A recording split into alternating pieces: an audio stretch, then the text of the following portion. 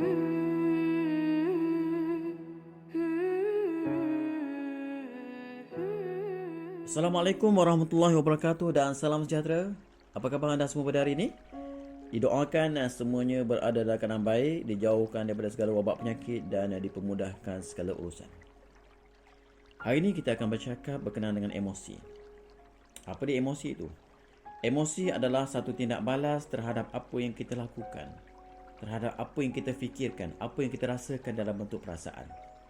Umpamanya, kita rasa sedih, kita marah, kita geram, kecewa, seronok, kita bergembira, semangat dan sebagainya. Dan bagaimana kita nak kawal emosi kita? Di mana lebih daripada 50% kecerdasan yang mempengaruhi hidup kita adalah emosi. Dan hari ini, kita akan fokus kepada emosi ataupun stres dalam keadaan tekanan yang kita hadapi pada hari ini. Terutamanya dalam keadaan sekarang ini, dalam suasana PKP ataupun Perintah Kawalan Pergerakan akibat daripada penularan wabak COVID-19 di negara kita malah di seluruh dunia. Pelbagai tekanan emosi yang timbul dan jika tidak dikawal dengan baik akan menyebabkan kita semakin stres, kita semakin sedih, kita semakin takut dan seterusnya. Keadaan menjadi tidak terkawal. Dan ianya akan menyebabkan berlakunya tekanan perasaan yang boleh membawa kepada kemarahan, ketakutan, pergaduhan, berlakunya kemurungan, malah boleh membawa kepada kehilangan nyawa. Kita minta jauh perkara tersebut. Ketika ini, tekanan juga berlaku dalam keluarga disebabkan masalah kewangan. Tiada tempat tuju, kaum bapa yang stres berkurung di rumah, kaum ibu yang menghadapi kerana anak-anak, stres tak tahu nak masak apa dan juga anak-anak yang bosan dengan aktiviti terbatas. Sekiranya kita tak saling memahami antara satu sama lain dan diuruskan dengan baik, ianya akan membawa kepada kesan yang negatif kepada keluarga kita. So, apa yang perlu kita buat? Sebenarnya, ianya boleh dikawal.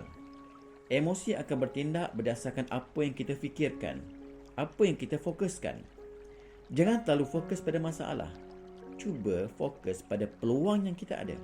Peluang untuk bersama family kita, peluang untuk dekatkan diri kepada Tuhan, dekatkan diri kepada Allah, peluang untuk membuat sesuatu yang baru di rumah kita dan banyak lagi. Ianya boleh dikawal bergantung kepada bagaimana kita menghadapinya. Ianya akan jadi positif sekiranya kita berlapang dada dan hadapi dengan positif dan begitulah sebaliknya.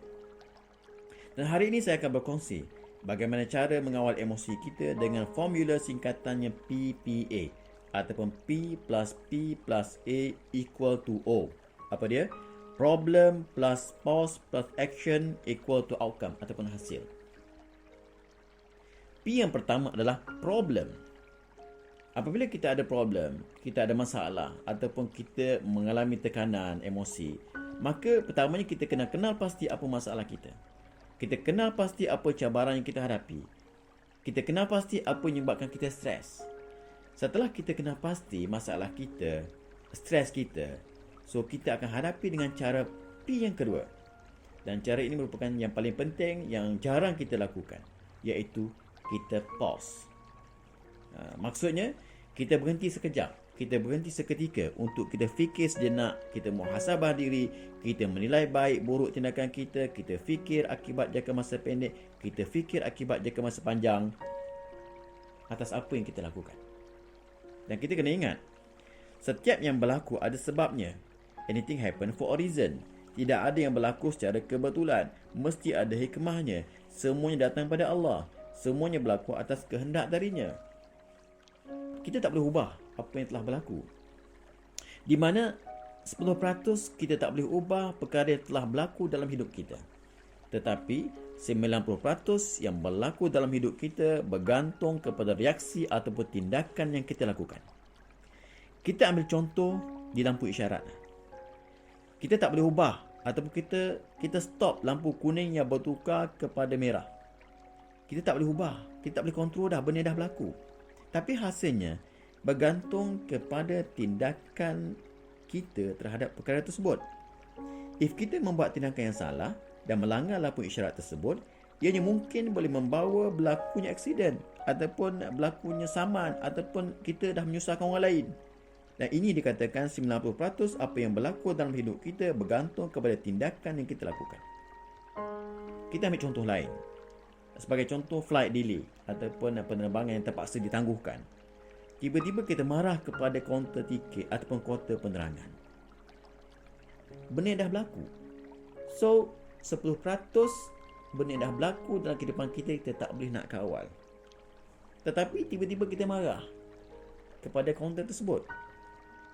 Dan ini yang dikatakan 90% apa yang berlaku, ianya akan menghasilkan sesuatu yang positif ataupun negatif pada hidup kita. Apabila kita marah pada petugas kaunter tersebut, kita telah memberikan satu impak negatif kepada petugas tersebut.